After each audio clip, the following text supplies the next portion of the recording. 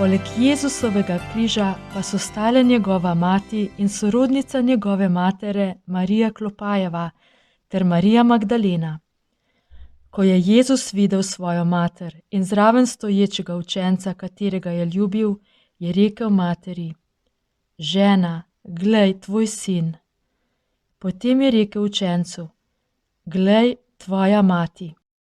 In od tiste ure jo je učenec vzel k sebi.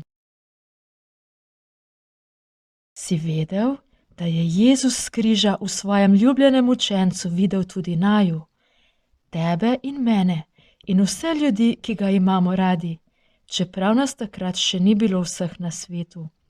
Videl nas je in nam zapustil najdražje, kar je imel, svojo mamo.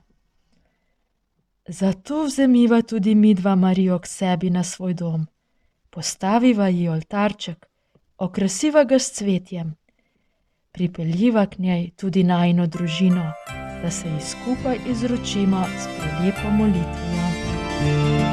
O Gospa moja, o Mati moja, tebi se vsega darujem in da se ti danega izkažem, ti danes posvetim svoje oči, svoje ušesa, svoje usta, svoje srce in sebe popolnoma vsega, ker sem torej tvoj, o dobra Mati, varuj me in brani me, kakor svojo last in posest